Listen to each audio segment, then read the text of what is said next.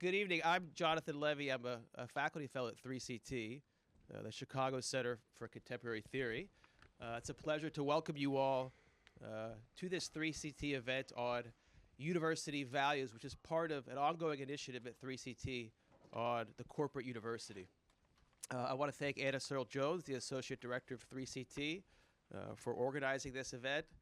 I want to thank Ryan Eckholt, Program Coordinator at 3CT, who's here, and also Lisa Wadeen, the Faculty Director of 3CT, for her leadership. This is our second discussion on university values, discussions on how we might define the values that shape our work and identify those that we need to incorporate into campus culture more fully. That's a big theme. You can take it in many different directions, and I certainly encourage our panelists to take it any direction that they like. But I do want to say that one motivation for this series at 3CT came out of a desire to create a forum for discussion about some of the University of Chicago's most stated or most clearly espoused university values, like what affirmed in the 1967 Calvin Report on the university's role in political and social action, which espoused the value of institutional neutrality. Although the Calvin Report does admit possible exceptions to its doctrine of neutrality in situations that, quote, threaten the very mission of the university and its values of free inquiry. As for the value of free inquiry, there's also the 2014 report of the Committee on Freedom of Expression, chaired by Jeff Stone, relatively recently branded as the, quote, Chicago Principles, which affirms the university's, quote, solemn responsibility to promote a lively and fearless freedom of debate and deliberation. Although that report does also affirm a no less solemn responsibility to, quote, protect that freedom when others attempt to restrict it. Okay, so each panelist will now speak for about 10 minutes. I'll moderate the discussion, and we'll definitely open up to the floor for questions at some point. Let me first just briefly, I hope it's okay that it's brief, introduce our speakers in the order that they will speak. Eman Abdelhadi is Assistant Professor of Comparative Human Development. Abdelhadi's research concerns how subcultures within communities reproduce themselves across generations and how religion influences everyday life, including political and economic outcomes. At work on a book on second-generation immigrant Muslim Americans entitled Impossible Futures, Why Women Leave American Muslim Communities. Gabriel Winant is Associate Professor of History, a historian of the social structures of inequality in modern American capitalism. Winant is the author of The Next Shift, The Fall of Manufacturing and the Rise of Healthcare in Rust Belt America, and is currently writing a book on the New Deal. Robert Vargas is Professor of Sociology and a sociologist of cities, law, and race, the author of Wounded City, A Violent Turf Wars in a Chicago Barrio, and more recently, Uninsured in Chicago, How the Social Safety Net Leaves Latinos Behind. And Vargas is also currently director of the UChicago Justice Project, a research group devoted to institutional change in cities. So with that, I'll turn it over to our panelists, please. Thank you all so much for being here. It's very special to have a full room. And thank you to Anna, Ryan, Lisa, from CCT, and of course, John, for moderating. It's really an honor to be here with two people I consider both colleagues and friends. And to speak about this important topic, and I really did take it liberally that I could go in any direction I wanted, so bear with me. I want to start with a story. In the 1930s, administrators at Columbia University were following the lead of much of this country's liberal elite by forming ties with the Third Reich. Columbia President Nicholas Murray Butler sent a delegate and friendly greetings to a major propaganda festival the Nazi leadership orchestrated in Germany in 1936 to celebrate the 550th anniversary of Heidelberg University. Murray was not alone. Harvard and Yale also sent faculty delegates to the celebration. Students revolted. A strong anti-fascist current led by Robert Durst staged massive demonstrations across campus of this decision, as well as the decision to invite Nazi officials to campus to speak. Burke was expelled, never again to be readmitted by the university, and his promising academic career was destroyed. The university accused him of creating a disturbance. It was not the first time that university administrators stood on the wrong side of history, and it would not be the last. They cracked down on pro-labor protests, on pro-civil rights protests, on anti-Vietnam protests, and on protests of apartheid South Africa. Today, history repeats itself as both tragedy and farce. All through last year, we saw a wave of brutal, violent crackdowns on student and faculty protesters across universities in the US and across the Western world. We are still experiencing a wave of McCarthyist repression that's pushing students and faculty out of universities over the shallowest excuses. One pro-Palestine tenured professor at Indiana University was suspended last year. The formal charge was over a room booking error. Maura Finkelstein, a Jewish anti-Zionist professor with tenure, was recently fired from her job at a liberal arts college over her Palestine activism. Here, under the watchful eye of the Chicago principals, students have been arrested for nonviolent protests and served with disciplinary hearings. Adjunct faculty have been called in by supervisors to discuss mentions of Palestine in the classroom. These developments are inseparable from a broader crisis in academia. The university has become a corporation and a hedge fund, a tax haven for billionaires and a playground for the children of the upper, middle, and upper classes. Faculty are weaker than ever before and are facing increasing austerity. On our way over, we wondered if the lights in Rosenwald Hall were off for a reason. Donor influence on education, on disciplinary policy, and on university programming and priorities seems higher than ever before. Today, I want to address the question of what next, or maybe less ambitiously, how to think about what's next. Those of us who believe in the power and promise of the university, and I count myself among them, have two options before us. The first is to erect an image of a glorious path to chase, one where the American Academy was once a place for equality and justice, for freedom of academic thought, for expression and free speech. We can project onto the past a corrective of American academia that defines it by its best tendencies and ignores its worst injuries. It's tempting. Nostalgia, after all, is a powerful tool. But I will argue that this sets us up for a losing battle. It's this same framework of liberal nostalgia that lost an election last week, handing this country to an ever more uncertain and terrifying future. Academia's past has not been glorious. Just as America's past has not been glorious, just as the so-called liberal world order has not been glorious. All three have been built on the blood and sweat of those deemed disposable by racial capitalism. All three have reflected, above all else, the interest of power. What is the ivory tower without the native land on which it was built? Without the enslaved people who built it? Without the underpaid brown and black workers who maintain it? What would our universities be without the communities our predecessors, and indeed some of our colleagues, have experimented on, theorized, and then discarded? If you walk 5 minutes south of here, you can hang out at Milton Friedman Hall and celebrate a man who made it his business to advise military juntas as they slaughtered, disappeared, and subjugated their population. Or go 5 minutes north and explore the UChicago Econ Experience exhibit, where they will likely fail to mention that the Chicago School is a symbol of death and destruction the world over. You may be thinking this is a selective, unfair characterization of the American Academy. You may chide me for omitting the many advances to society made within these halls. The awesome tomes of knowledge and progress, and even the radiating political dissidence that has at times spread from the academy into society. You would be right. But those achievements don't reflect the core impulses of academia or its structures. Those achievements, I would argue, have happened despite academia's structure, not because of it. They reflect the creativity and struggle of people who take the trust of these institutions of power and plant seeds within them. Academic freedom, freedom of speech, and all the rest of what we prize about academia have often been solidified in the context of intensive struggle.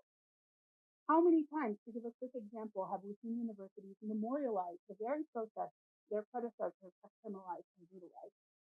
How many departments and disciplines were born of intensive student and faculty activism against the wishes of many university administrators and colleagues? If we accept that the best things that happen at universities often emerge from the margins and not the core, this brings me to the second framework before us. Instead of nostalgia for a past version of the university that never existed, let us embrace the contradictions of this place. The university is a liberal elite institution of power and therefore exhibits all the same contradictions and oppressions of the temporal and spatial context in which it is embedded. It is not a special citadel of freedom, but rather another institution in a society with a fundamental ambivalence towards freedom and a suspicion of those who seek it. Like most other institutions, the university has the potential to either be liberatory or oppressive. The first framework, that of nostalgia, would have us chasing after an ever-shifting ideological edifice that university administrators have never been faithful to. It would have us chasing the double speak. Here, we are told the core values are freedom of expression, but then our students are arrested for protesting. We're told the university is politically neutral, but even the most cursory search reveals the deep material ties between our institution and the fossil fuel industry, the weapons manufacturing industry, the genocidal Israeli regime, and so much more. We are told that there are no safe spaces, and so it's privileged students who demand them. When we chase the doublespeak, we find ourselves in a never-ending loop. We point out the contradictions between the university's stated ideals and its conduct. Stop arresting our students. Stop evicting them. Stop firing staff. Stop interrogating our most vulnerable teachers. Stop breaking your promises to students. We politely ask for an alignment between actions and values, and that alignment never comes. Meanwhile, we continue to lose power as faculty, as students, and as staff. The wheels of neoliberalism, as ever, march forward as we erect ever more altars to a fictional path of freedom. We could let go of the idea that the university exists as a suspended reality outside of capitalism, that it's the one magic castle where reason and knowledge triumph in a society otherwise run by power and capital. Instead, we could recognize that the university is a structure of power and a site of political struggle. We can tune into its political economic levers. We can recognize ourselves not as beings living in this magical citadel outside of capitalism, but first and foremost as workers. We can recognize top-level university administrators not as benign stewards, but as bosses, driven by concrete material interests. Rather than beg at their doors, we can do what workers who want to protect themselves have always done: build power, recognize leverage where it exists, and exercise it to improve our working conditions and our students' learning conditions. I am suggesting a materialist lens of the university rather than an idealist one. I want to pause here to acknowledge that the unionized workers at this university, our colleagues in Faculty Forward and our students in GSU, are already doing this work, and tenure-stream faculty have to catch up. In sum, I'm arguing that to save the university, we have to stop believing in it. We have to stop believing it functions outside of racial capitalism, that it is this protected space of freedom just by virtue of its essence. We should recognize that all the freedoms the university affords us have been won through struggle. No, the essence of the university is not free. Whatever freedom we have here has to be struggled for and protected, like freedom has always been.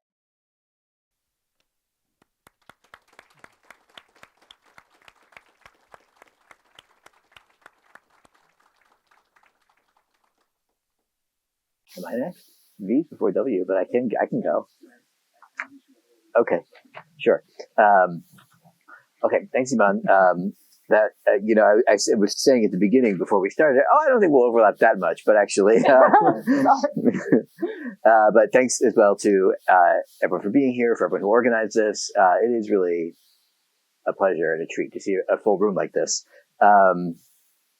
So I also want to talk about the social role of the university and to think about what it means to approach the university from a materialist lens. I think that's the right way to think about it. And to see the university as enmeshed in a set of complex social relations, in particular on the urban scale.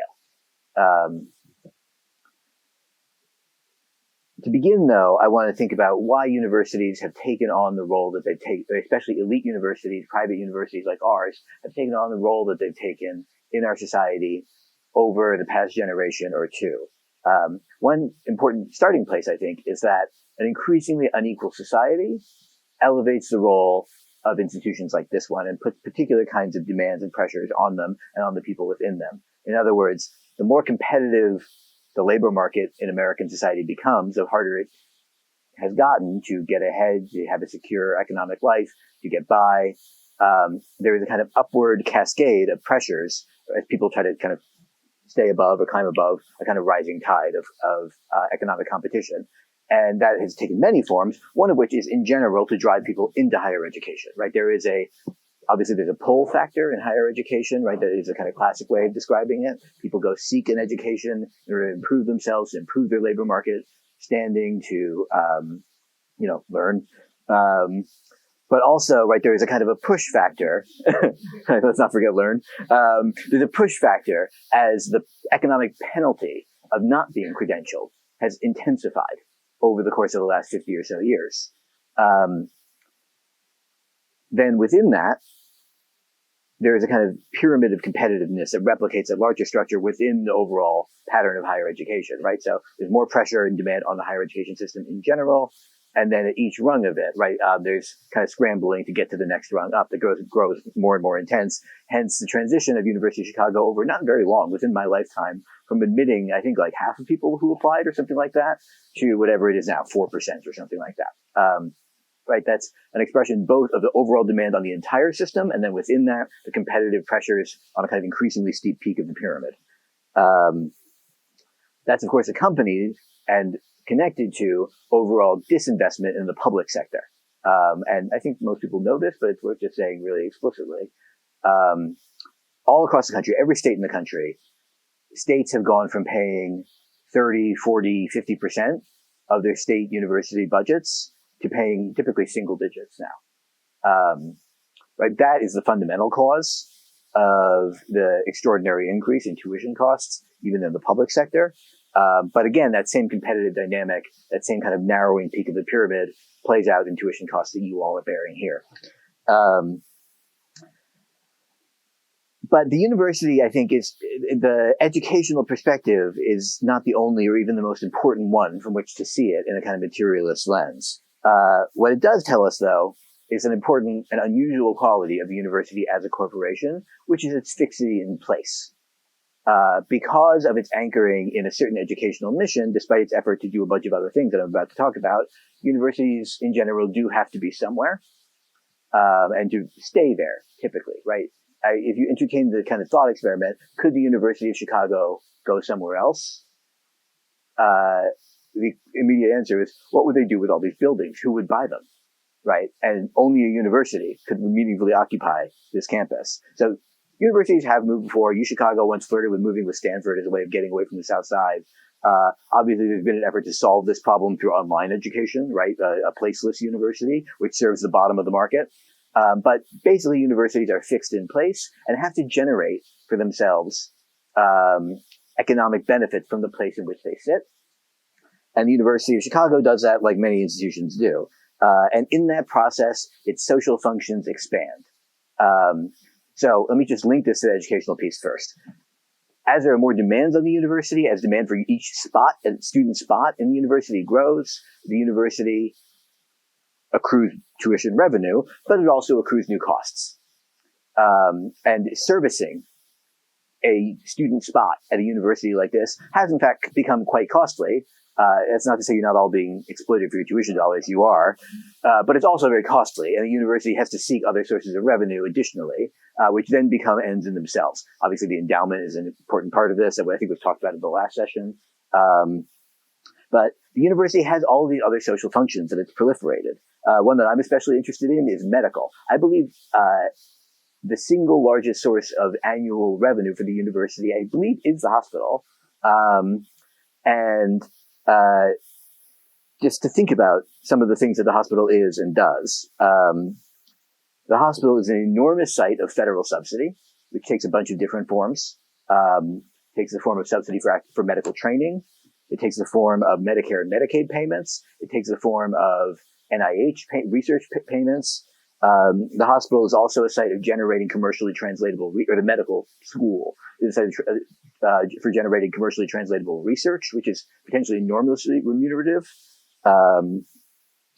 And there, again, the fixity of the university in place becomes a really important thing, because hospitals have to care a lot about who their clientele is, how sick they are, what kinds of treatment they seek, and what kinds of insurance they have. The University of Chicago, much to its chagrin, does not have the healthcare clientele that, for example, Northwestern does. It instead has a patient base which is much less white, much poorer, and much more heavily insured by Medicaid, which pays at lower rates. For this reason, the university is always engaged in trying to divest as much as possible, as you may know from the trauma center fight that happened 10, 15 years ago, divest as much as possible from essentially poverty medicine, or welfare medicine, as it's sometimes called, which they have to provide, right? They can't not provide it, but they can provide it, they can try to provide it as little as possible. And to capture wealthier medical markets. So it's expanded enormously into the suburbs. And probably some of you have had the experience of trying to make an appointment with a specialist, and they're trying to get you to go to Orland Park or something like that, right? And that's why. This gives the university a bunch of other social functions, right? The university is a bill collector, because medical debt is an enormous financial mediation of how people get healthcare in this country, right? The university is a clinic. The university is a site of experimentation on human subjects as well as other kinds. And this is not the only other social function like this, right? As universities fixed in place try to accomplish the various things they want to accomplish to maintain their status and bring in as much revenue as possible and limit their costs, they also become landlords, right? They become doctors and hospitals, they become landlords. And this, again, I think is probably not news to a lot of you who live in university-owned housing in one form or another in many cases. But so do lots of people who aren't students. And this is a common function for corporate university, right? That they speculate in real estate. Right? They become, quite infamously, police departments is another social function. I imagine this is what you're going to talk about, so I'm not going to expound on it too much. And this goes along with these other social functions, right? Universities have to, an elite university has to care about the comfort and security of its various local clients because it's fixed in space. And for that reason, it has to try to kind of produce a certain kind of neighborhood security. In a class I'm co-teaching with Amy Drew Stanley, we just read this week Arnold Hirsch's classic chapter on Hyde Park in the 1950s, which you all should read in the book Making the Second Ghetto. If you haven't read it, it should be required reading for every UChicago student. But it's a story of how the university sought to prevent white flight from Hyde Park really deliberately in the 1950s. And down to the present, obviously, the university has a very acute interest in the economic and racial composition of the neighborhood, which it has many means at its disposal for manipulating, right? The police, obviously, but its function as not just a residential landlord, but also a commercial landlord. The university chooses where you buy and sell. Well, buy, right? I imagine many of you are not selling that much. And then across all of these areas, right, the university is an employer. And in fact, in almost any city in America, if you look up what are the biggest employers in this city, you will see that wherever universities and hospitals are consolidated with each other, as they are here, that's typically 5 of the top 10 in almost every city. The university is, I think, besides the city itself, the single biggest employer in the city of Chicago. I should have looked that up before coming here, but if it's not number 1, it's number 2 or 3. It has been number 1 at various points. And these functions, what I want to say about them all, just kind of laying them all out next to each other, these are functions of government in many ways, right? The university is mediating the citizenship of the people who live within its umbrella in various forms. I mean, obviously in the United States, healthcare is not a function of government. Education is often not a function of government, right? But these are functions of citizenship in that they are collective experiences. They're not actually, like sites of particularly competitive markets or something like that. In some cases like policing, right? The privatization of a public function is really clear. But I think across all of these, in one form or another, one's ability to participate in public life and decisions about public life and our common and shared life flows through our relationship to this institution, either as its tenants, as its patient, as a debtor to it, as a student here, as someone who lives in a neighborhood that's kind of controlled by it, and in probably 10 other ways I haven't named. And I think that raises a really fundamental and important question of democracy that we don't talk often enough, even in conversations about the corporate university. John began by invoking, the idea of the university as a place of deliberation. And it is that in a certain sense, but what kind of deliberation is it? What does it mean to deliberate when the outcome isn't determined by the deliberation, right? When there's actually no real means for the collective life of people who are brought together in these various capacities by the university to confer with each other and shape their collective fate.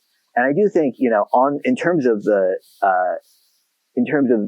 politics of Palestine and the occupation and the war and the encampment in particular, I just think we don't talk enough about the fact. I wasn't here last year, I was on leave, so maybe you all talked about it a lot. It seems like we don't talk enough about the fact that the duly elected student government of this university has voted twice for divestment from Israel, excuse me. And like, it's very striking, I think, that, the value of deliberation is held out and repeated and insisted upon at great frequency and at great volume,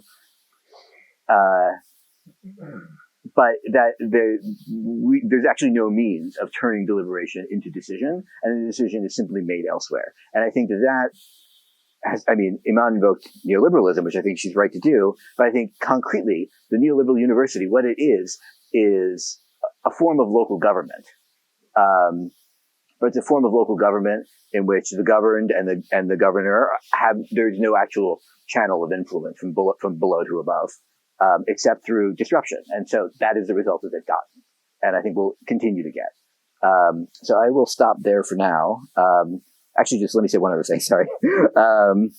It does seem to me like one thing that these many different arenas do, that these different places that the university exists in our lives, touches our lives, shapes our lives. One thing that it does is it makes possible unlikely solidarities. And the fight over the trauma center is a really good example of that, right? Where you had nurses in the hospital and students in the university and neighbors in the neighborhood allying to fight together in a coalition for something who otherwise probably wouldn't have met and wouldn't have encountered each other.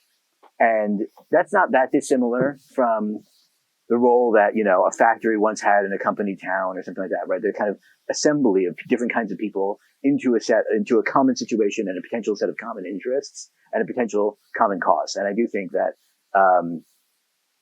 the possibility of doing that beyond the narrow bands of, student or teacher or neighbor or whatever it might be is one of the most generative possibilities of this kind of situation.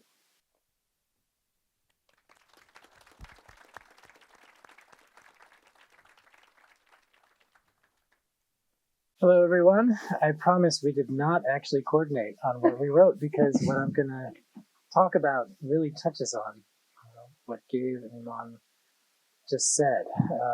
Okay, so what I'm going to share today is a critique that I hope will open some new lines of thinking on these topics. In his book on propaganda, Yale philosopher Jason Stanley defines what he calls a, quote, masking propaganda, which he defines as the use of liberal democratic ideals to obscure the gap between stated principles and reality. And with all due respect to my colleagues who value the university's emphasis on free speech, I view the university's emphasis on free speech as a masking propaganda. The university brandishes the banner of free speech for both genuine reasons and to mask its financial and political interests. To elaborate on this claim, I'm going to walk through one example with you based on the university's investments in policing. And what I'm sharing is not just random observations, but insights on an ongoing research agenda of mine on the political economy of policing. Can anyone raise their hand if you've heard of the company Benchmark Analytics? one. Benchmark Analytics is a company partially owned by the University of Chicago that licenses software developed by a former faculty member to law enforcement agencies across the country to manage operations and to track officer performance. Benchmark markets its tool as something to help departments prevent officer misconduct, despite the fact that the technology has undergone no evaluation. Instead, Benchmark Analytics has what it calls, quote, a consortium of academics from UChicago and peer institutions, none of whom are named, by the way, publicly, whose services are available to clients interested in evaluation from scholars and professionals who, quote, know how to uphold the honor of the badge. And I'm quoting from materials that my team has acquired through public records requests. Let me be clear. There's nothing illegal about this. Universities monetize and profit from their inventions of faculty all the time. Faculty have also worked secretly with private firms and government as far back as the invention of the atom bomb. But when I learned about this company, I asked myself, how is this not a violation of the university's Calvin report? This document, which the university holds up as a foundation of its neutrality, that prohibits the university from taking collective political stances. In a world and marketplace with multiple competing ideas for how to prevent something like police misconduct, the university's investment and profiting from technology claiming to prevent police misconduct is a political stance. Consider the following scenario.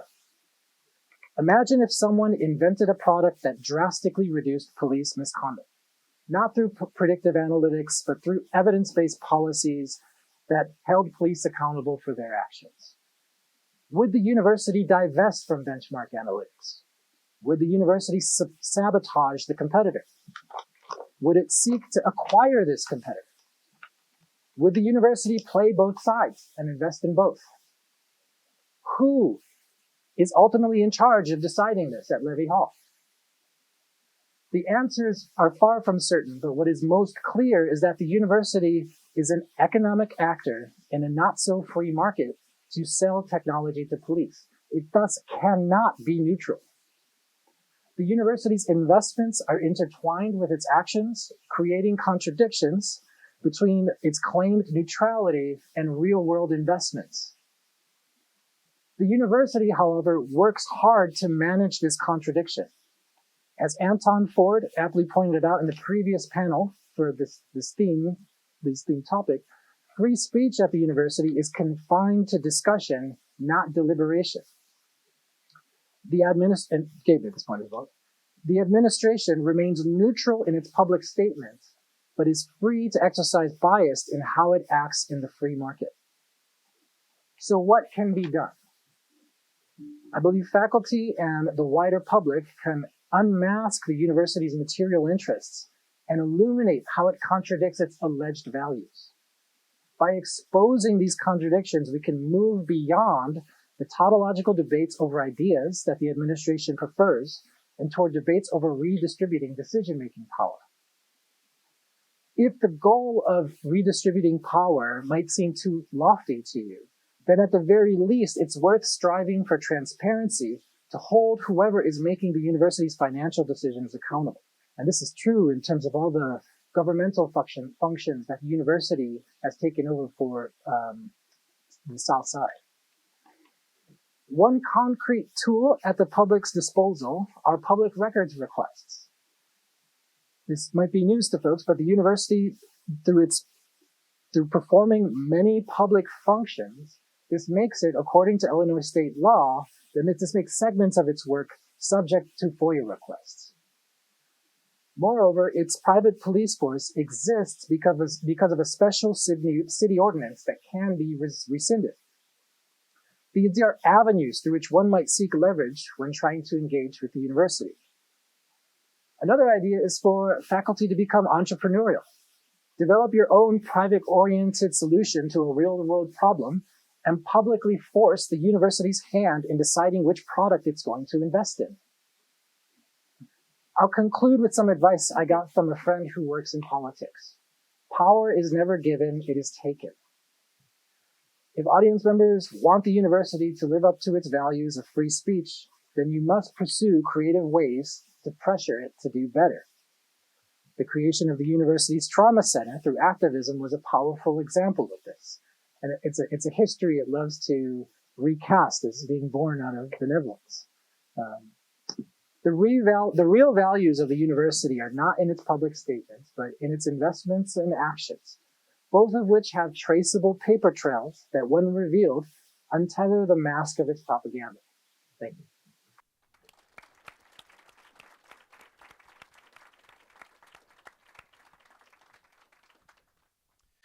Good, thank you. I think I'll ask a couple questions, okay, and then we'll open it up to the audience.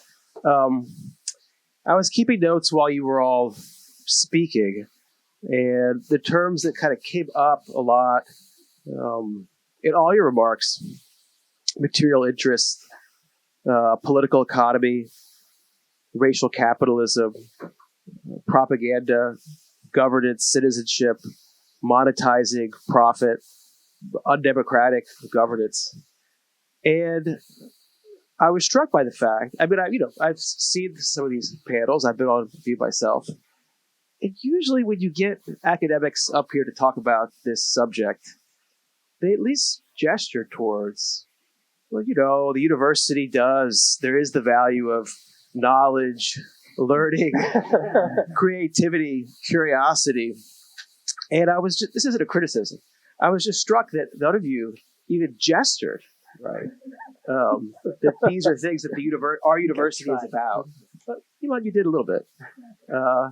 And I just invite you to sort of comment on that. And I suppose implicit, right, in your critiques is that there is something that's being threatened, should be defended, or perhaps created for the first time. And so I just invite each of you, if you like, to kind of remark on this. Yeah, I think that's a great question. I think for me, part of the sort of fetish of the university, for me, it's like our work as scholars ends up being part of the masking propaganda that, that Robert talks about, in the sense that, I love my job. I love being a scholar. I actually really like it here at this specific job. It's like, and I think the problem is that we get to be some of the few workers and people under capitalism who get to have these like incredibly creative and exciting jobs that, yes, come with also a lot of drudgery, right? But the fact, I never stopped marveling at the fact that I spend most of my time thinking about the things that I want to think about, and like writing things that I've never for a moment stopped feeling lucky for that. The problem is that then translates into a vision of what this place is, right? And there's this way that whatever I produce is also used to justify, these other and to mask these other aspects of the university. And so I think that's why, for me, it was important not to start there, and to really focus on this other part of the university that, in many ways, arguably is bigger, right? Like, I think, Gabe, the way you described it, these are an enormous amount of functions, right? And I think that there's this way that, we always joke that like undergrads think their professors are just thinking about class, right? And that that's like the only thing they're thinking about. But it's like we, as professors, like we also get caught up in the sort of myth of the university as primarily this. But I think if there's anything that we learn over and over in these moments where the contradictions come to a head, like they have over the past year, we realize just how disposable this part of the university has become, and how much more disposable it's becoming every day. And I think only by recognizing that can we actually defend it. Yeah, I would echo all of that. I do think, right, that within the kind of vastness of the modern corporate university, the smallness of the kind of core function, it is it is really striking, and I do think it counts some for John. What the point you're making? I mean, just a kind of funny version of this. I recently had my wife and I had a baby this summer. We had the baby at UChicago Hospital, and you spend a couple days at the hospital when you have a baby. And I kept saying, it's so weird that we're at work right now. It's like 200 yards from here, and I do think that that sense of the smallness of our function within the kind of self-conception and purpose of the university, it is illustrated back to us by the university again and again in many forms. I mean, I would be surprised if there's any faculty member here who doesn't have a kind of creeping anxiety that the administration wants to shrink their department, right? I think that is every faculty member I know, that's a kind of concern that you have, right? That the university is trying to shrink your department over the long term, as has happened I'm a historian. History departments all over this country are down often by more than 50% in their size. So, at the University of Illinois or University of Minnesota or neighboring, very sort of elite in a certain sense, kind of leading public institutions, it's been common to go from history faculties of 70 or 80 at a big institution like that. Here we have 50, down to under 40 or 30 in many places. And the unevenness that creates between the public sector and the private sector manifests then as pressure on us or anxiety for us, and we will go that way. It seems sort of inevitable if something doesn't change. Similarly, graduate programs. I mean, I started graduate school in 2010. I was in a cohort of 25 who started that year in the history department. And I think it was probably about the same size here around that time. And our cohorts now in history every year are 12 to 15. That's down half in a little over a decade. And in some ways, that's a sort of sensible response to the decline of the academic job market, right? The fact that all those jobs are gone in Minnesota and Wisconsin and Illinois and so on means maybe we shouldn't train as many people. It's not an insane response, but we are supposed to be the stewards of historical knowledge who reproduce and refresh it each generation, and we manifestly are doing less and less of that, right? And so I do think the sense that the people who are in charge of the institution, they don't want to totally disappear us, at least not in the foreseeable future, because it's important to them to have things like history departments for various reasons. But one does get the sense that increasingly what you might think of as the core function of the university is an inconvenience and irritant to them as much as anything else, and is understood as a cost center. And this is just the other quick point I want to make, which is that in the accounting of the university,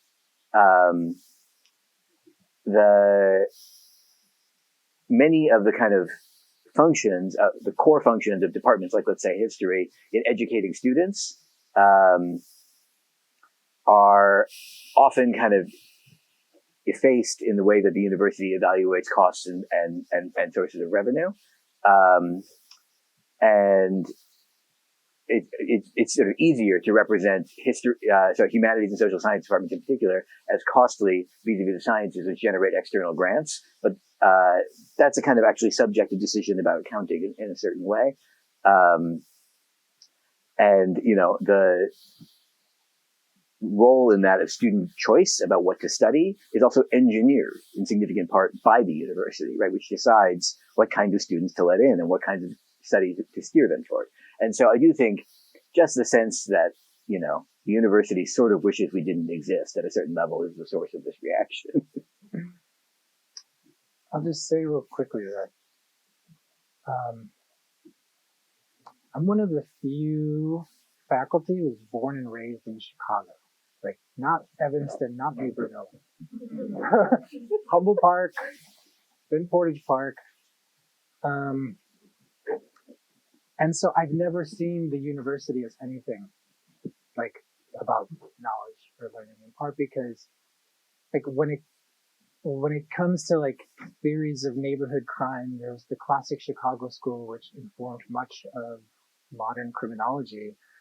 And, is problematic in so many different ways. But then I just think, to more recent examples of just the enormous double standard of requiring any social intervention to undergo an expensive randomized controlled trial to demonstrate proof of concept before investment. Meanwhile, the university is investing in unevaluated technologies and selling them to police departments. I guess just by virtue of my positionality and working in this world of crime and policing, I've never viewed the university any differently than this.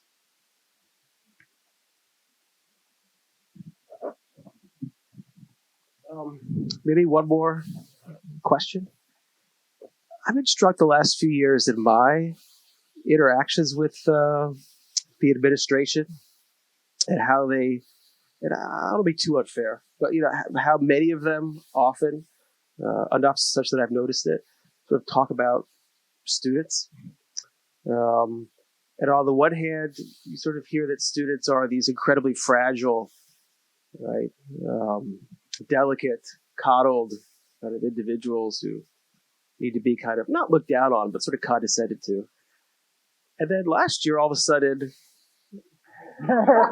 students are these scary, incredibly scary, threatening.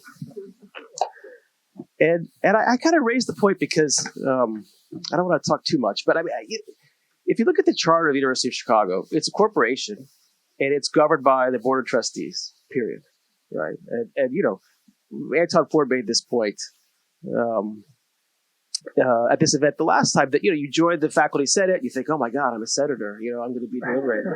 And, you do nothing. Right. And not only that, but then when you're on the faculty senate, you realize that the vast majority of faculty at the university don't agree with us. They actually think we're nuts. Right. I mean, they think I'm here to cure cancer. I'm here to teach at a business school. Democracy. What are you even talking about? And so when it starts to get hopeless when you think about faculty power vis-a-vis the university. Students, though, another issue, another question. I've kind of been struck at how the university seems much more afraid of the students than they seem to be afraid of us. So that's just a remark, but I'm curious if it lead to any thoughts among the panelists, and then we'll open it up. I mean, I think this also intersects with a broader framing of protesters that has happened generation after generation of social movements of framing protesters as these terrifying people, trying to really convince us that it's not the guys with the guns who are scary, but actually the unarmed people yelling at them are the terrifying ones. Which takes a particular logical acrobatics that I find particularly hilarious coming from university administrators and faculty. But so I think that intersects here with this, this question of the students suddenly becoming scary. I don't think that the administration is actually scared of the students. I think the administration is very much afraid of what the students represent in terms of a shift in opinion, a shift in how the university can function. I think that I think people know the role that campus activism has played in American history in shifting public opinion and also kind of spearheading social movements. And it's clear to me that the ruling class more broadly decided this was a huge problem, right? That this was going to be the beginning of a sort of coming to a head on this particular issue.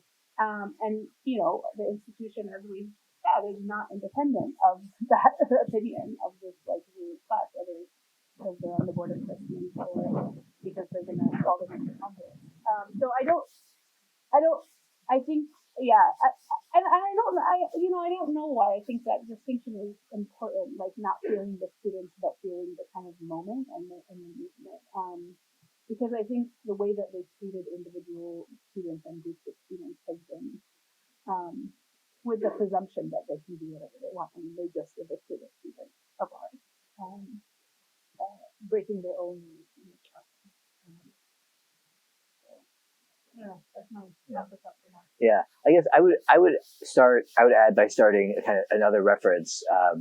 There's a chapter in Melinda Cooper's great book, Family Values, on the changing status of the student in American society and the reintroduction. So in the 60s, a major demand of student movements, especially at public universities, was the defeat of the legal status of the university in loco parentis.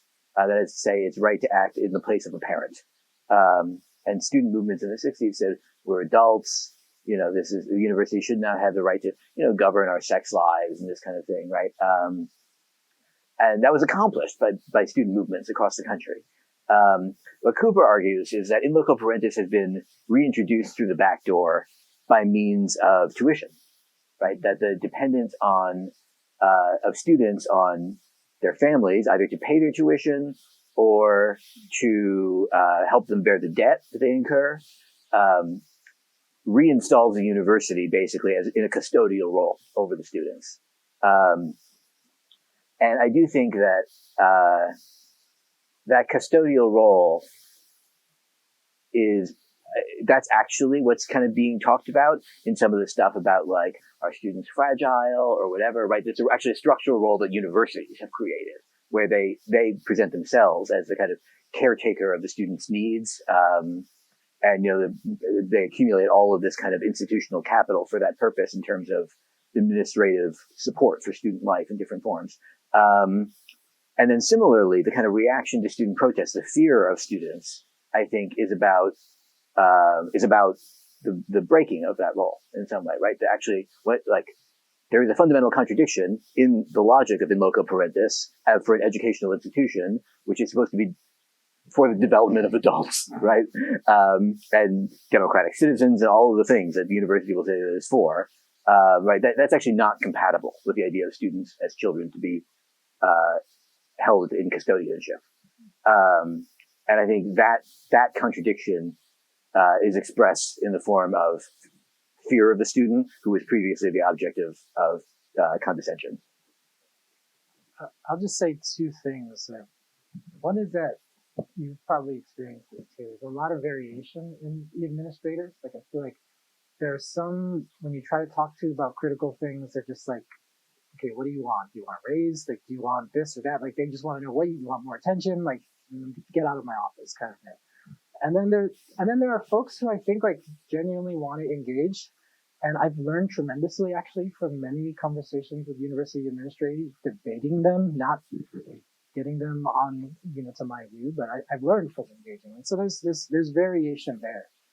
And then I think, it was interesting. I laughed when you said like, whether the university ever fears its faculty. And I think the vast majority of faculty here probably view themselves as middle management.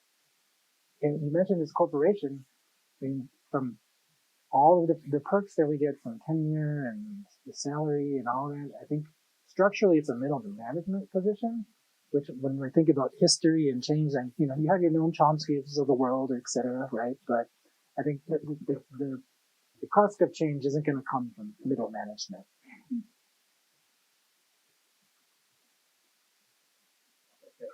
So let's open it up. I see one hand there. We're recording this, so speak into the microphone, please.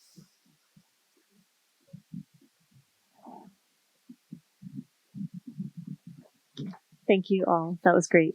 I'm curious, like we keep talking about the university and administration, but I've had the dubious distinction of being on two different committees where I spend a lot of time with the board of trustees. And that was really when I learned like, oh, faculty, like we're so obsessed with this and we're such a little small thing because not only the hospital, but the labs are gone, right? I mean, these are our two things. And I'm curious, I have just come to the realization that, we can write all the letters we want as faculty. And I think if you're in the administration, you're like, oh, great, here's another letter that all the faculty signed. I'm going to throw this in the garbage. Thank you. This is what faculty do. And, in some ways you start to feel like the board of trustees are like, we're like really fun trained monkeys where you can take us to dinners and we're charming and we have fun facts that we can tell you, but we're not really, going to make decisions. And, I don't really feel like our university is governed by the administration. I mean, I feel like the university is governed by the board of trustees. And we're one of the few elite universities that now no longer has anyone who's a former university president on our board. So it's usually pretty common that you have like academics who are on the board who are like, I've had this experience. And we have hedge fund managers, basically. And I don't know how you work around that, right? Because I'm thinking like, yes, I do have tenure. I don't know about anyone else who had tenure recently, but one of my friends got tenure in the 80s, and the letter said, "Congratulations, you have a job for life." And my letter says, "You have indefinite tenure," which I was like, whoa, that's a wording issue, right? That's like indefinite means, you have it until you don't. And so, I don't, think I feel like the Board of Trustees would be like, look at the job market. You think we can't refill this campus in like a year?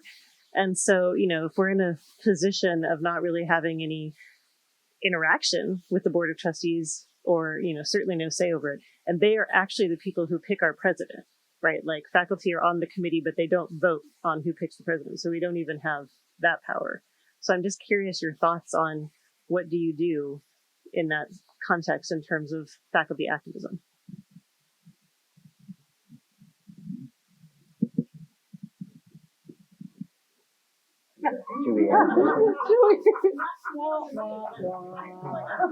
Yeah.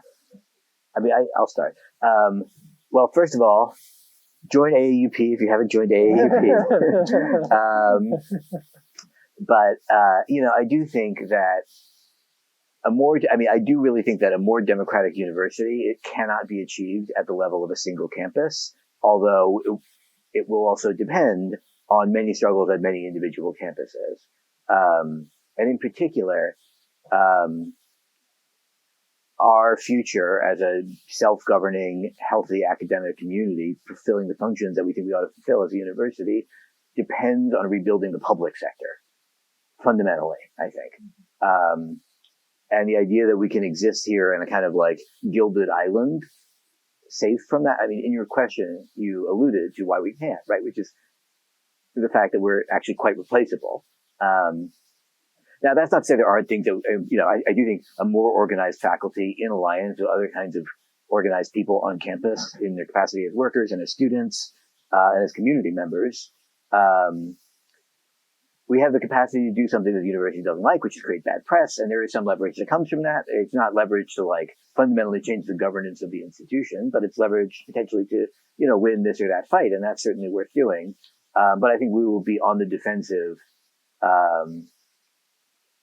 until there is a larger national kind of thing that we can be part of and contribute to. Yeah, I agree with that. And let me just go ahead and make a plug for Faculty and Staff for Justice in Palestine, which is also an organizing space that we've created here on campus. And I'm fine with saying that on a recording because everyone knows what's up.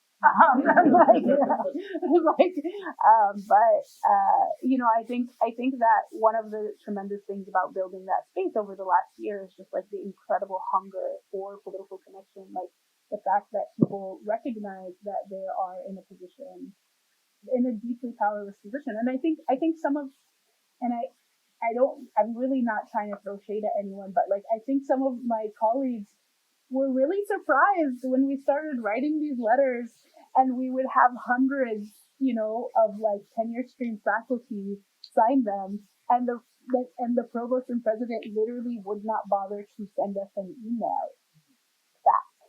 Right? Like, I think people were like, wait, what? I think again, we have to let go of this premise that we have power. And I think that premise stands between us and the political organizing that we need to do to get that power. So organize. I'll echo Gabe's point, but I think alliances elsewhere matter, and you just, I think, have to think about the different ways that faculty can leverage their own positionality. Like, there are faculty that are members of boards of so many different kinds of organizations nationally, and I think this is where intersectional thinking is so crucial, because the university has multiple relationships across the country and across the world that enable it to be what it is, and it requires a similar kind of network to be doing the inverse, pressuring it to do better.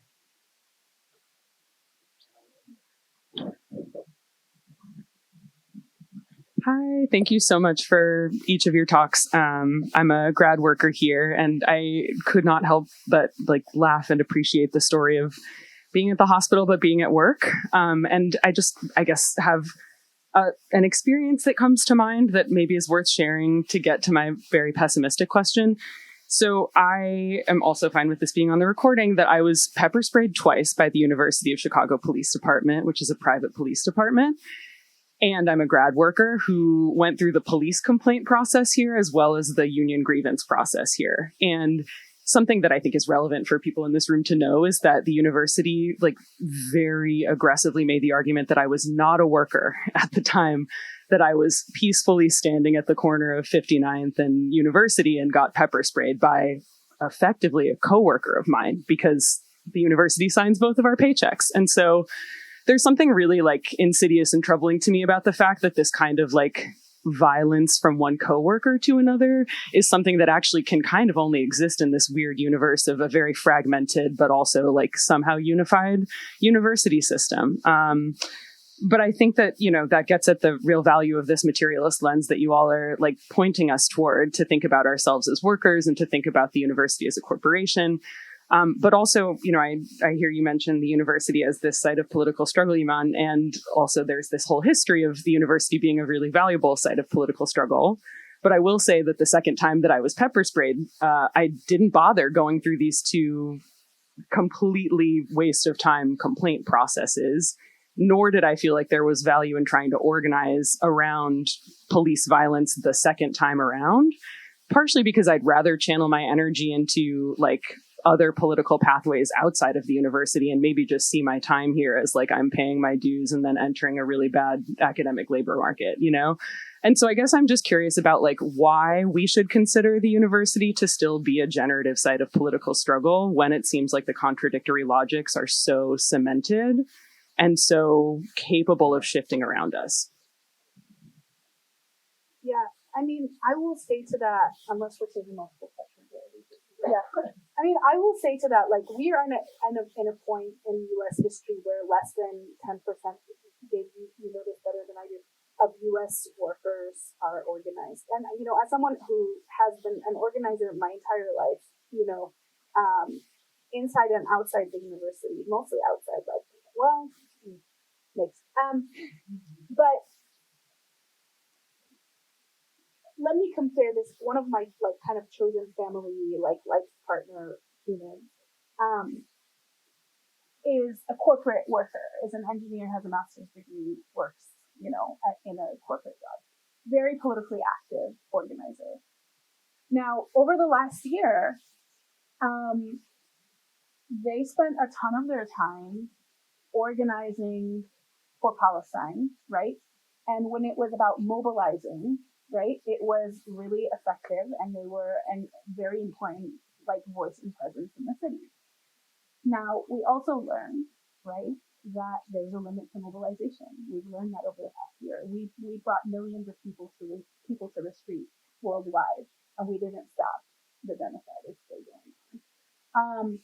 And so I think a lot of us are thinking about, okay, we need to organize. And when that shift from mobilization to organization is incredibly difficult when less than 10% of workers are unionized because the public sphere has been destroyed, right? Where is it that you meet people? What are our spheres of influence? Who is it that we organize? Do you know your neighbors? And so for me, the workplace is actually our biggest sphere of influence. It's the place where we know the most people that we wouldn't already know and don't already necessarily agree with us. And it's most importantly, the place where we have material power, right? So listen, on a personal level, activist to activist, organizer to organizer, movement person to movement person, I'm who do you? If you're tapped out from the space, absolutely, it's time to build that energy somewhere else. But at the end of the day, when I look around at my life, right, this is the place that I could potentially leverage the most actual power, right? More so than, and I know that folks who exist in these other environments don't have that. And for as much of the university is repressive and doesn't do prestige, because of the sliver of whatever that we have, we can, I can say things that that my, person can never say in their workplace, right? And I'm going to use that because we need to see whatever ground we have. We need to use whatever we have, So that's my argument for continuing to see the university as an important site of struggle. I think also the structural position of students as like a group that is both fundamentally important, but also leads, right, is really helpful for having radical activism, right? Because, and I know this interacting with students being like, oh, we can't do that because we have to live here forever, right? Like potentially. But you don't have to. So you could be gone in 4 years, which means that the potential consequences to your life, although severe, right, are potentially also temporary. And so the impact of radical student activism is really, I think, also a very important reason that the university matters. Yeah, I'll just say a word, I guess, about the academic labor movement and its significance, which is also where the main site of political experience in my own adult formative life, whatever. The academic labor movement is, I think, without question, the most significant site of the revitalization of the labor movement in general in our period of time. Now, that revitalization has not yet taken the form of a labor movement that is overall growing, right? I think we all know that. But just to be like really direct about it, the UAW, the United Auto Workers, would not have they would not have had the democratic election for president that they had for the first time. And they would not have elected for the first time a kind of insurgent militant leadership, which they did, without the fact that that organization is 25% graduate workers. Now, that doesn't mean it was like the graduate workers imposed it on the auto workers, right? Which is how right-wing people like to talk about it, right? Like, oh, the woke grad students beat the, blue-collar guys. That it was a coalition. But it was a narrow election. That coalition was decisive. That is, I think, probably the most significant version of the kinds of coalitions that have started to emerge around universities as workplaces around the country. Through different universities are configured differently to bring different groups of people together in different ways. There's different unions that have different approaches. All of that, is variable in lots of important ways. But we're talking about tens and tens of thousands of people who are beginning to actually register on the national political scale. Now, that's, as you said, that's not to say winning, right, which is a whole other story. But I don't think that the university is harder to beat. I don't think it's a harder political site to win than others. I just think that there's been a kind of retraction of forms of democratic access to decision-making and popular power in collective life in every arena of our society over the past 40 or so years. And, the university is a good place to see that, right? Where we have this board that we can't influence, that is not interested in our actual, understanding of what we do here and so on, as Christian was saying. And so we have these other kind of more indirect forms of leverage that we can try to exercise, and they kind of don't work. But in not working, they teach us lessons and they bring us together. And then you kind of go another round, and some people get worn out, and new people start. And it's just like, I just think that's what it is, Yeah, I'll just say one quick point that, the other side always sees the university as a site of struggle and is incessant. And so, if the ground is seeded, then, we can wait in years for, the calls for proposals. There's having the 10 commandments in the classroom, increase student productivity or performance. Like they'll take that and they'll keep taking it. And I think that so many of my well-intentioned colleagues think that their objectivity and their science is going to save them. It's not. It's not. Let's take maybe two. And this is to this last point, sort of thinking about our immediate bleak future in relation to this really fascinating discussion in which the election came up, but a little bit, and I think that's symptomatic of where we are at the end of this year. This election is not a break and not an earthquake, but a sort of more of the same. But still, I'm sort of thinking about question is occasioned by Gabe's point about the kind of push factors into the education system and into the university system. And part of, like, in the kind of flood of punditry that we're getting now about this election, this kind of theory that this was the kind of the uneducated, the non-college educated, sort of against college educated people, and that's the great divide of American society right now. So I guess, and on the other hand, sort of what we're going to see is an attack on universities. The federal funding will kind of disappear in various ways. All kinds of repression on public systems first, already going on very heavily. And I guess what I'm wondering about is kind of where that leaves us in relation to kind of, well, one question is whether wherever the seat of power is, our board of trustees, our kind of president, whatever, are they terrified right now, or are they kind of seeing the opportunities that are inherent in that crisis? And on the other hand, are we going to be called to kind of protect the university? And how do we kind of struggle and protect at the same time? Or kind of, yeah, that's really my important question, I guess.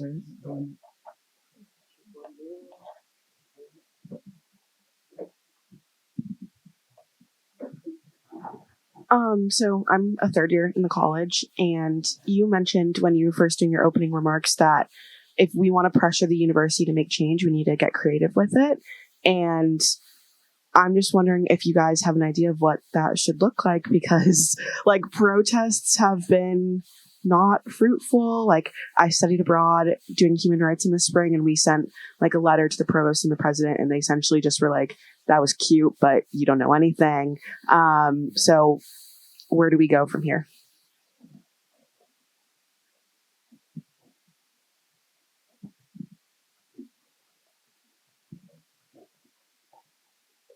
I mean, I do think that in general, and I feel like I've been harping on this, like in every leftist stage that I've been on, is like we have to figure out, we have to offer an alternative. Like, we can't just destroy, we have to offer alternatives. And I think that even thinking about, so I think that's the kind of protection and struggle thing. And I think especially academics, we have a tendency to just say stuff, and I think we have to think about our speech as political action and what it means, right, to intervene in a particular way. Yeah, it's a tough question. I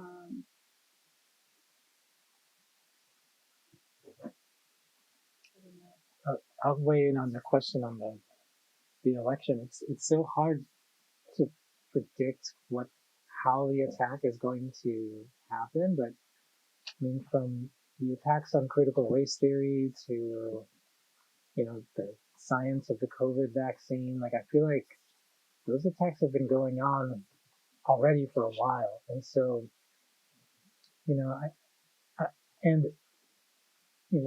humanities is already very underfunded. And I think the social sciences are, aside from maybe economics, is also underfunded. So it's like, it's not quite clear how much like political juice it can get out of squeezing this institution. There might be some symbolic things, but like as Gabe pointed out, like the public funding has already, I think most university administrators across the country would know better than to depend on federal money to do anything. So, yeah, I mean, I guess what I would be thinking about is like, what is going to be the next sacrificial lamb topic, whether it's, pick critical theory Y, whatever it's going to choose next to create a moral panic and, crack down on to appease their constituents. That's the model that I see.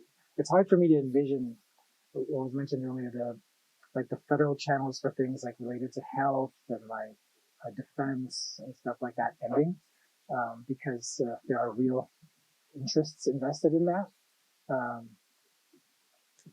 I do think there is a real possibility, though, that they will write, in particular, that they will write the so-called IRA definition of anti-Semitism into the law and attach that to federal grants and contracts. Yeah. And, the university, although it's not reliant on public funding in the way that a public university is, or especially that a public university used to be, that's hundreds of millions of dollars still attached to federal grants and contracts. And I do think we're in a kind of particularly acute situation or notable situation here, right? Given that the university has been operating in a major structural financial deficit for many years, right? That has become untenable and is the center of the administration's own program for how it's trying to chart the course of the university to close that deficit, which produces, I think, a certain kind of both vulnerability to potential financial pressures directly from the state, but also from donors, obviously, right? The essential part of the university's analysis of why its endowment is smaller than its peers.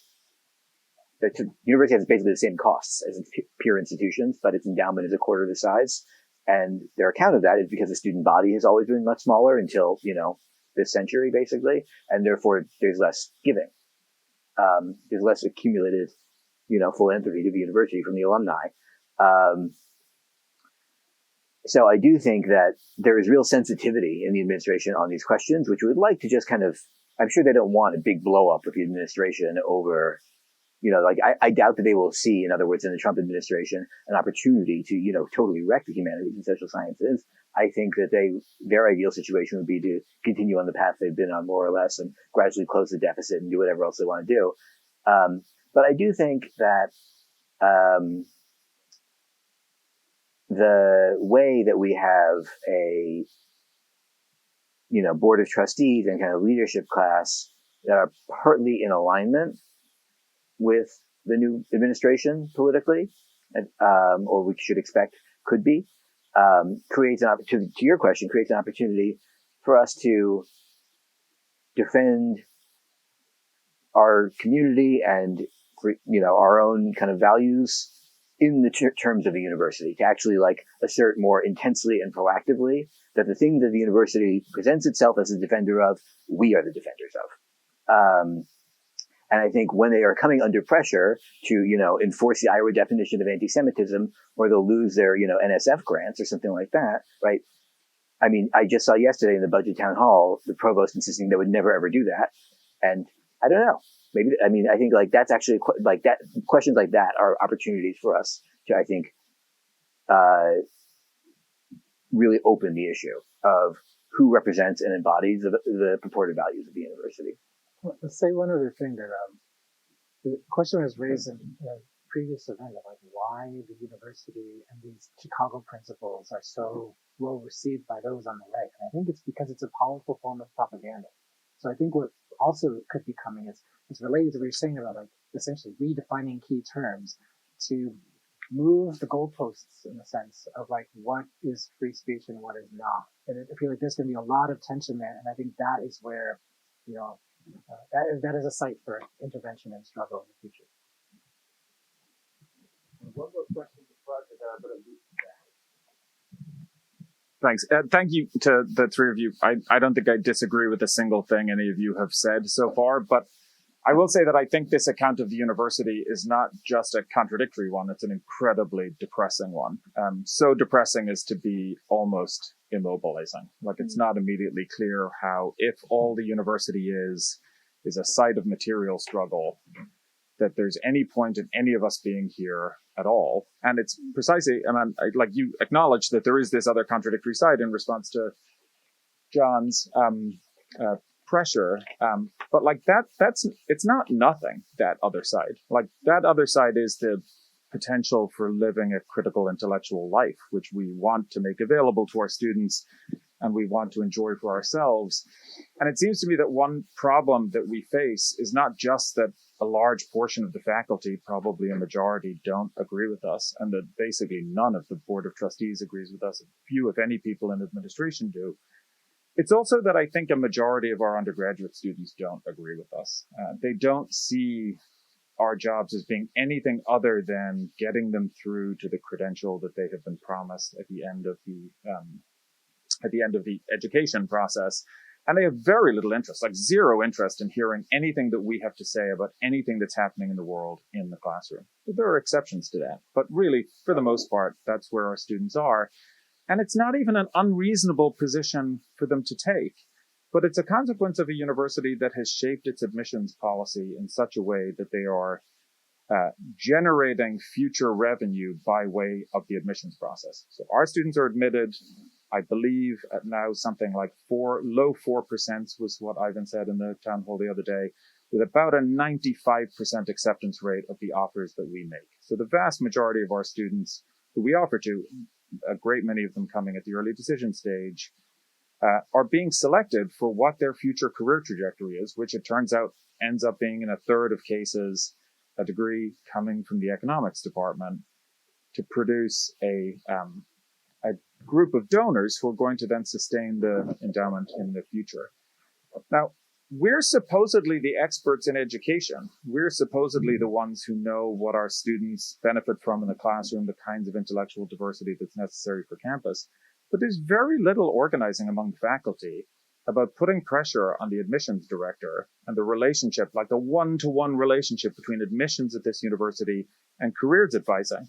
It's the careers advisors who get the student files first after they come out of the admissions office.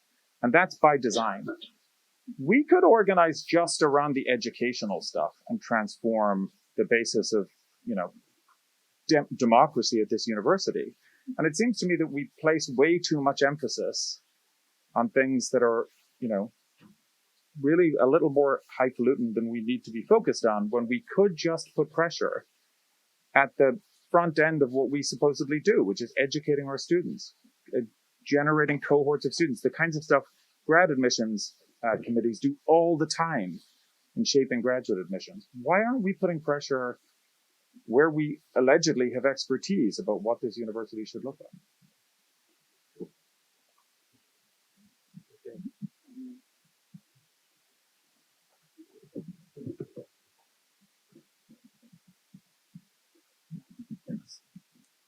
Thank you for being here, and congratulations on the newborn.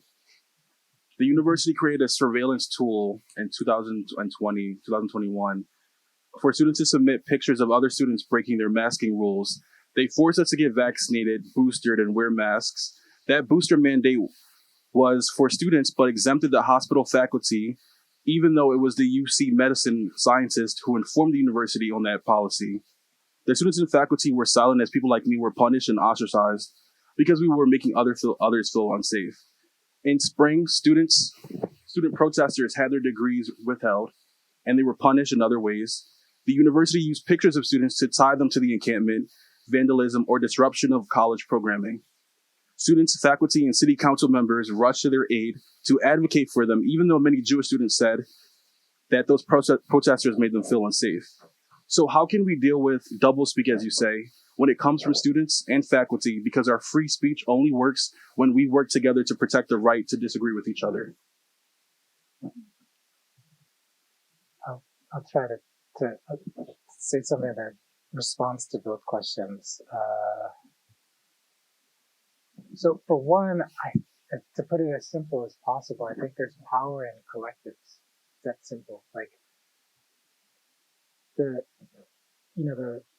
the remarks we gave were described as depressing, and I oddly do not find it depressing, because I guess it to me, this sharing of knowledge, this discussion is precisely aimed towards mapping out what is happening so that then action can be taken. And the work that I've done on all of this has been done entirely with collaboration with students. Undergraduate RAs, master RAs, PhD student RAs, some of them are in the room. This work could not be done without them. And I think that your sentiment, I think both sentiments reflect just how isolated we all are from one another. Eman and I were just talking to each other. And, I'm traveling somewhere in the next couple of days and meeting with a group of community organizers. And, they're excited to actually see face to face because we've been on Zooming. And, one of them proposed, oh, I'm going to create a Zoom link so that anyone who can't make, I'm like, no, stop with the Zoom. We need human connection, human connection on the fundamental level. And I think it starts there because that helps you get over the cynicism. It makes you feel human again, and it makes you begin to see things as opportunities or possibilities for actions. I don't think any of us can give you a technocratic solution as to this thing is going to lead to X. Like when it comes to social change, it's inevitably going to be trial and error. You're going to try things, you're inevitably going to fail at most. But sometimes all you really need is like one or two really big important things to happen for a big change to happen.